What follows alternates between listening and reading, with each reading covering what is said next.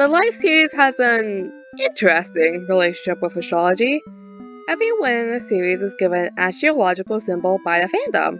For example, Grind is the sun, Paul is the moon, and Joel is a car. Okay, clearly one of those does not fit. I mean, many people in the fandom agrees that Joel's astrological symbol is a car. But why is it a car? In fact, why do each of the winners have their respective symbol? That is why I am here today. Thanks to the amazing Life Series community on Tumblr, I put out a survey to figure out what each of the winners' symbols is, since not everybody agrees on it, and why that's their symbol. Starting from the top, we have Brian, the winner of Third Life, and the first ever winner in the entire series. Now, let's be honest. If you're watching this, then you most definitely know what he is. The one, the only Sun! Also, I'm not exaggerating when I said that, because Brian was the only one who had everyone agree on what his most accepted sign is. Despite that, there are actually a bunch of reasons as to why he is the Sun, which you'll soon see applies to almost everyone here. The most obvious reason is Brian's name, which is Gaelic for, well, the sun. This is also a running theme among the winners. Outside of that, the other big reason is because of where Brian and Scar lived, the desert. It's a very common trope in media for the sun to feature prominently in desert settings since, well, the desert is hot and there isn't much else. Brian is also both the first winner and the creator of the Life series. Similarly, the sun was the first part of our solar system, alongside often being on the front of line models, and is also responsible for, well, almost all the life on Earth, since many plants rely on its energy for food, and everything that isn't a microbe needs plants for food, or their food's food. Without the sun, you wouldn't have Earth. Without Brian, we wouldn't have the Life series. They're also both very powerful, since the sun is, well, the sun, which can and will burn or radiate anything that gets too close to it without proper protection. Guy, on the other hand, is responsible for some of the most iconic deaths in Third Life, one of which being the very first in the entire series, when he accidentally kills Scar with a creeper. There was also his triple trap, and his attempted desert trap. You were being attempted there. I just realized this when I was writing this, but they're also both very explosive, since Brian uses a lot of TNT in Third Life, and effectively had a monopoly on it. Meanwhile, the sun frequently has solar flares and solar storms, which are basically explosions that can affect things light years away. Heck, if we didn't have a magnetic field, then these things would have killed everything on Earth. There are more reasons I got, but I don't have much more of an explanation for them, so lightning round. Brian's Bud Association, so Bud, Sky, Sun. Him winning while the sun was out. And his association with Watcher lore, who are basically gods, and sun gods are everywhere in mythology. There were more there, but they didn't make much sense to me, so sorry about that. Next up is Scott, the winner of both Last Life and Simple Life, which is honestly a relief, because Simple Life came out while I was working on this, because this took me way longer than it logically should have. Anyways, Scott's symbol is commonly agreed upon to be the stars, primarily thanks to his skin in Last Life, which had a crown of these unclear floating thingamabobs. No one's entirely sure what they are, but one of the most common depictions of them in fan art as shiny, star-like particles, or just as the stars themselves. So naturally, that would transfer over to Scott's symbol. Another reason is actually linked to another SMP Scott was a part of called Origins, which is still going on around the same time as Last Life, but has since ended. In Origins, Scott played as a Starborn, and naturally, he has a strong star and space theme going on. Admittedly, I'm a bit hesitant on counting stuff from another series as a reason for a Life series winner symbol, but enough people pointed it out that I felt obligated to at least mention it. A similar case is how people pointed out that Sarge just fits Scott's personality and builds. Scott has been quite the show-off at times, making him very memorable no matter whose perspective you're watching. He also makes sure that both his builds and areas are beautiful, to the point where in Third Life, he built the entrance to Jimmy's home just so it would look better. Stars are universally known for how they stand out in their natural beauty, which just fits with Scott. There's also Scott's last name, Major, which he uses an odd amount of the time. Anyways, well, the last name Major matches with how some constellations are named, such as Ursa Major and Ursa Minor. Of course, constellations are just giant masses of stars that are supposed to make out a shape, but let's be honest, only half of them make sense. The last big reason is him, Brian, and Paul having formed something of a trio as both players and winners, with Brian as the sun, Paul as the moon, and so Scott being the stars just kinda fits. The sun, moon, and stars are among the most important parts of the solar system, at least for us on Earth, as one gives life, one controls the tides, and one has guided us for generations. Also all part of the tarot cards, which is a runner-up in terms of symbolism for the series, but more people like and understand space stuff, so that got to be the main thing. More reasons I got are Scott's history of building space or star-themed builds, the fan theory that those two teams up with Scott have a higher chance of being a winner, see Pearl, Martin, and Cleo. Paul was the winner of Season 3 Double Life. I honestly still have no idea how she won, but she did, and it was glorious. I've already mentioned her symbol as a part of Scott's section, and yet no one's surprised it's the moon. I mean, it's in her name, Pearlescent Moon, which when you have a choice so obvious for symbolism as that, you take it and you run. Or skim it into the reason box, as many people did too. Quite the comic effect to probably only me. Thankfully, there are more reasons other than just her name, so this won't be a super short section. First off, wolf, or rather, wolves. Paul's many wolves. And good old Tilly as a soulmate because, well, the Wolves Quartet. It's just a universal fact that wolves are associated with the moon. Whether it be because of werewolves transforming under the full moon, the creepy vibes of a hungry animal hunting you in the night, or just those howling wolf night shots you can find everywhere for some reason. Wolves are just associated with the moon, and wolves are important to Paul's story in this season. Speaking of Paul's story, there's her loneliness. Because again, she is in the Divorce Quartet and or Broken Hearts Club, and she took it the worst of the four.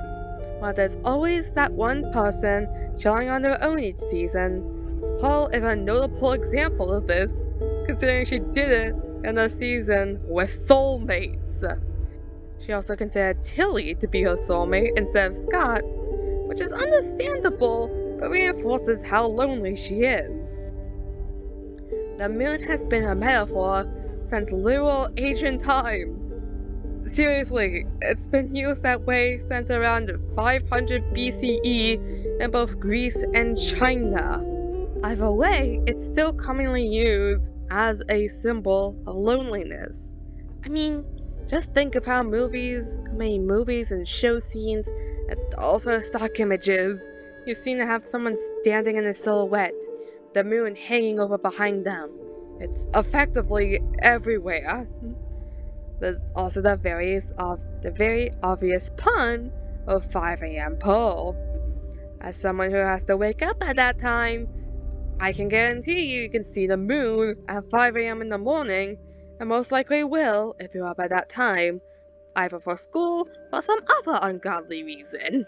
There's also how 5 a.m. Pearl is just insane, which is accidental foreshadowing for non-sleep deprived Pearls, slowly waning sanity. Know what else wanes? The moon. Which actually gives me an idea. What if Double Life Pearl not only had a secret hidden moon somewhere in her design, but changed as the season went on? I was starting at a new moon and growing into a full moon as Pearl gets closer to winning, or her starting at full moon and then shrinking into a new moon as her sanity dwindles. Sorry, I keep getting distracted. Let's get back on track, because we have a few more reasons, but I can't physically stretch them into a paragraph, so lightning round number 3, I think. Pearl is often drawn with a scythe, which matches a crescent moon. She's also often drawn as a moth, which are known for being nocturnal. The moon is associated with sadness, yet I can't see every movie ever, and Pearl is a fountain of angst during the season, especially with how she won. And yet again, thanks to the artist, her being the moon gives them an excuse to draw her looking all creepy at night. Seriously though, keep it up, Life Series artists. You guys are amazing. Next up for our Season 4/Limited Life winner, we have Martin. Now, this is where the answers get progressively less and less agreed upon with each winner. However, the most common answer for Martin was Mars. Now, if you know anything about Greek or Roman mythology, then you know exactly why this is. But even when compared to the other winners, Martin was quite violent this season, since he goes after everyone at some point during it. Meanwhile, Mars is the Roman god of war. Adding on to Martin's bloodlust tendencies is his betrayal of his partner, Scott, who he killed in the finale. Speaking of the finale, there's a whole "this is a death match for a reason" thing, which is self-explanatory. Now, personally, I can't help but be reminded of actual war strategies here, as historically, a common way to lure the enemies closer to you was to make yourself look weaker than you actually were, then only to lead them to a trap you have already set and, well, win. Anyways, it's time for the final time someone's name is a reason. Cause do I even need to explain how Mars and Martin sound similar? Heck, they have the same first 3 letters. Also, while I can't verify this because I don't study names, apparently Martin means of Mars or dedicated to Mars. However, for Mars, the planet, a very common nickname for it is the Red Planet, which is the color of blood and people in their last lives. So, more violent connection for Martin. However, the color red is also connected to Martin, thanks to him serving the one and only Red King Red all the way back in Third Life. There's also him being the first and ultimately most successful player to mess with AFK Brian during session 3. And what do you know, Brian wears red. Mars also rhymes with stars, which as established earlier is Scott's symbol. Having a modern symbol rhyming with his partners is both adorable and heart-melting in a I know what's going to happen way. Also, as one person pointing out, the sun, the stars, the moon, and Mars just sounds really good, like it was out of a poem or something. One more thing before we leave, is that apparently Mon has actually acknowledged multiple of the symbols given to him, including Mars, which he said he liked. I don't know what to make of this since I haven't seen the stream where this happened, but apparently it did, as multiple people cited that stream. We're past the halfway point now, and I must warn you that there is some existentialism in this part, so please, for the love of all that is good, do not push your psyche too far over a life series video, and skip ahead if you cannot handle that stuff. Anyways, Scar, to everyone's but especially his own surprise, won Season 5 Secret Life. Now he is either the luckiest or unluckiest because his symbol is all home off. The core reason to this is Scar's connection to sunflowers in Secret Life. He lived in a closed-off field of them. His skin has sunflowers that either decay or get replaced by red and purple ones. It is something that has always been associated with Earth. In fact, Earth is the only planet, at least in our solar system, that has nature and life. So of course, someone to relate to flowers, it's the planet known for them. Speaking of Earth being the only planet with life, Scar is the only winner that survives his season, as all the other winners die soon after. Brian jumps off a cliff, Scott gets smited by admins, Paul dies from Scott's death, and Molly runs out of time. But Scott survives past the finale, and being the only one to do so parallels the Earth being the only one with life. There's also his connection to Guy and Paul, and yes, we have already used that same reasoning for Scott, just in a different way. Scott's was based on how they relate to us on Earth and in tarot. Scott's just the classic trio of the Earth, Sun, and Moon. I mean, if his first buddy is the Sun, and the other is the Moon, that needs the Earth. It's just math, what can I say? Another thing is his hard-working and grounded personality. And yes, that's a pun, and no, I'm not happy about it. But if I'm being completely honest, Scott might have been the most grounded person in Secret Life, or just among the winners in general. The man just wants some friends, a healthy business, and to not die. While he only succeeded in one of those things, he still kept trying despite the Secret Keepers trying to ruin his life, even if he is very panicked and desperate. That's a very grounded and hard-working thing to do, at least if you ask me. In fact, the Secret Keepers forcing a villain onto him also fits another parallel he has with Off, that both good and bad. Throughout Secret Life, the Secret Keepers keep pushing the Scar further and further into being a villain of the quests that they give him. But he still tries to be good, well, at least by the Life series' standards. With Earth, I think we're all familiar with why Earth is both a good and bad place. I think the best way to put it is that every day is the best day of someone's life, but also the worst of someone else's. There's so much that happens every day all throughout Earth. While some stuff gets more limelight than others, at the end there's just as much bad as there is good on Earth. It's up to us to find and create the best parts of it. Bringing things back to Scar's victory, he's now alone in Secret Life. All the other players are dead, and it's possible that not even the Secret Keepers are there, considering that they gave Scar a repeat of his last task. Scar is completely alone. This brings parallels to the question if we, the people of Earth, are alone in this universe. Because statistically, if life can somehow get to Earth, be it through universal coincidence or divine intervention, that must have happened somewhere else in the universe too. However, I have so little information as to if that's the case, and as far as we know at this point, we might be the only ones. I mean, there's a chance that life on another planet might just pop up, but who's to say we'll still be here when that happens? It just loops us back around to being alone in the universe. Okay, let's bring things back around to Minecraft, and what it's supposed to be about. Building!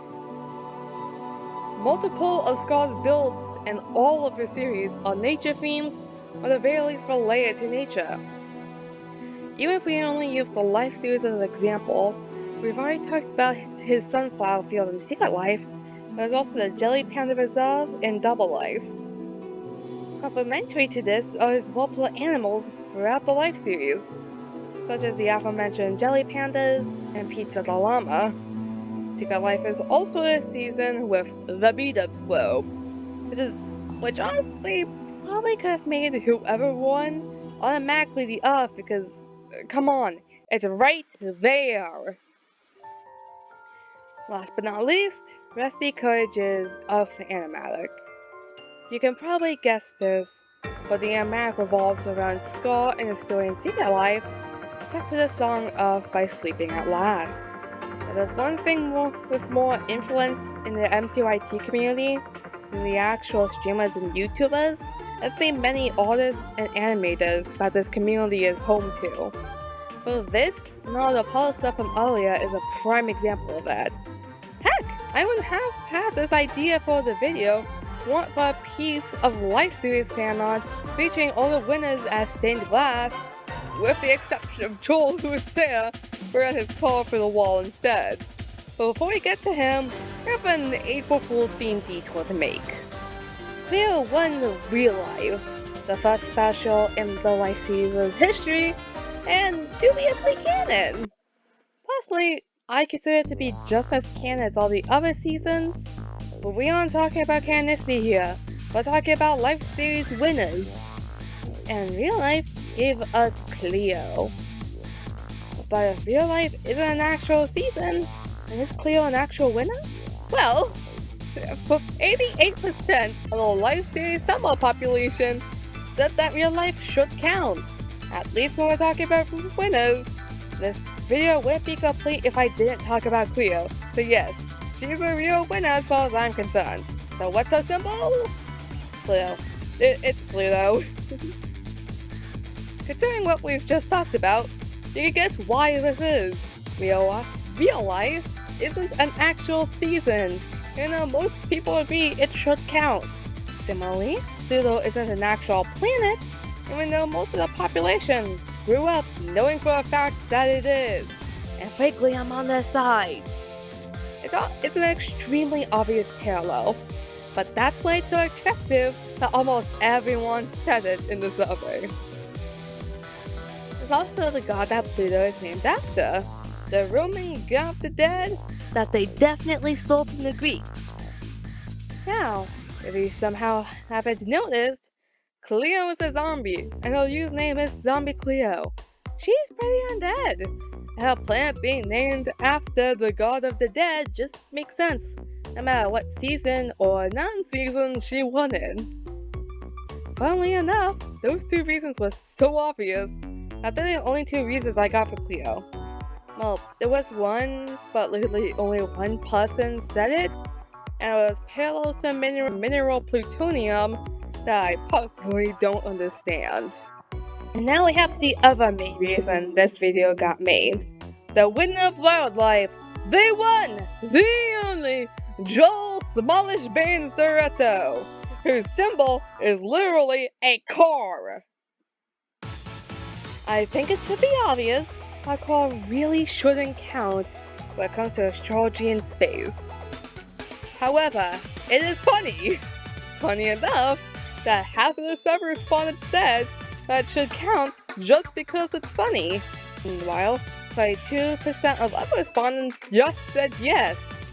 Which could be since, fun fact, there is an actual car in the sun's orbit, and its dummy driver are nicknamed Starman, but unfortunately it was launched by a Sun man whose initials are EM, and doesn't know what efficiency actually is. So you kinda have to pick your poison between the everything that he is, or not having a space core. But either way, there's a very obvious reason as to why Joel is carved, and it's the fact that he actually had one during this season. There's even a point with how its building kept getting interrupted and got damaged and destroyed multiple times. A big part of his character in general, and considered quite funny by many people, including myself. For the other obvious reason, his entire character is a Fast and Furious reference. I think we're all at least somewhat aware that the Fast and Furious is about cars, anything cars can possibly do. So the man who is a living reference to that series being represented by a car is, again, just simple math. However, strengthening the Fast and Furious reference and the Scar connection is Joel's family, because him and Jem were very much a family this season, and that Joel basically turned everyone he could into his family this season. Heck, the fact that Joel doesn't have a standard symbol fits the season he won in. Wildlife has the word wild in it for a reason, and it is by far the most chaotic season in the Life series seen thus far. Joel not having a typical symbol makes sense for who he is as well. Speaking as a semi-professional Smash Beans fan, it's quite rare for him to do things normally in the series. In Season 1, he didn't believe in the demon terrorizing everyone, and X-Life, where he saw Jamieism, which totally wasn't a cult, guys, trust me. Just ignore the fact he blew up his own church. No matter which way you put it, Joel being a damn claw of all things just makes sense. However, these are only the most common symbols for each winner, as many people put in their own input as to what each winner's symbol should be, both astrology-wise and not. So here, we have one last ultimate lightning round for every symbol that people suggested in the survey for every winner, whether they gave an actual reason to it or not. Gran could be Mercury for his attitude, or Jupiter because he tries to protect those smaller, but he fails and it leads to destruction. Scott could be Neptune because they're both blue, since even when he doesn't win, he often outlasts most of the server. The Moon for something about an evil wolf, which makes me think they confused him with Paul, and a comet for no given reason. Poe could be an eclipse, because somehow that's related to the crescent moon. Duh, since they're not often seen as important and are shined over. Mon could be a comet since he crashes into other groups, moved around a lot, and allegedly said it fit him. An hourglass since he won limited life and built one that was drawn with one of his thumbnails. The ocean or sea because he lived there and was one of the mean girls. A meteor for the way he won, and again him allegedly saying he prefers those. A black hole for its ending again. The concept of chaos because of how many symbols people have argued for him. And Saturn, the Tower card, Neptune, Dawn/Dusk, the Void, and Eclipse, and the Sword, all for no given reason. Scar could be an eye or watcher symbol because of the Secret Keepers. Mercury because he was a Roman god of traders, thieves, and travel. And is also the planet closest to the sun, aka Brian. And there's an element that is shiny and odorless, well, but very dangerous, while Scott is charismatic, but also very dangerous. He can also be Pluto because for some reason he doesn't fit common winner criteria, which is something I don't understand or see at all. Mars because he tried to make friends but failed horribly, like Mars may have had life at some point but failed to thrive. Venus because, and I quote, "Scar is beautiful, their words not mine." And Venus is a goddess of beauty. The Could also be Saturn because an actual astrology is associated with loneliness, hardship, and misery, which describes secret life scar to a T. Eclipse because he allied with both Brian and Paul, the sun and moon respectively, and Sunflowers because of the sunflower patch he lived in. Leo could be Venus because her and her Greek counterpart are the goddesses of love, motherhood, victory, and war, all of which can apply to Cleo. The snake because of a Halloween costume, and the comet, Neptune, and the black hole for no given reasons. And last but not least, Joel could be a comet, because it is the closest thing to a car. A car model called a comet. They burn bright and fast like Joel's anger. They match his chaotic nature, and the hilariousness of when you zoom in, and it's actually a car on fire, and Joel possibly going against the Watcher's plans. He could also be a meteor or a shooting star, because they're similar to a car, a black hole because they symbolize chaos, Saturn because its rings could be a racetrack or his car could be on them, also because it's very close to his wife, but that should be the case for all married couples. It could also be Jupiter for the Empire's reference, his massive ego, him going ballistic when turning red, drawing parallels to the red spot, which is actually a storm, and he's also a protector of his family, and somehow the Ghost Games match. It could also be a constellation Carina, because it's sometimes shown on the car, an eclipse because he killed Brian, who again is the sun, Mars because he has a quote, mercurial temperament, and now I don't know how that goes for Mars and not Mercury, Nova because of how much death he tends to cause, All Stars for the Shrek reference, and now I don't know if to talk about the song or every star in existence, Venus because of the goddess of motherhood, and Joel 1 for his family and his wife Lizzie, up the Agena constellation because it means charioteer, Sirius A, also known as the North Star because it's the brightest star in the sky, other than the sun, and is associated with freedom and technological innovations similar to cause. And last but not least, the Void, for yet again no given reason. Oh boy, why are there so many for Joel? Well, that is every winner of the live series so far, and the symbols with the reasoning behind said symbols. Well, I have no idea if I'm going to update this when the new season comes out. But I guess we'll have to wait and see. If you made it this far, I genuinely have to thank you. This is the first long-term video I've made, and hopefully I'll make more in the future. Although, I doubt my next video will be like this, since these take a long time to make. I like to do more casual videos in between. Anyways, I hope you all enjoyed, have a great day, and I'll see you again soon.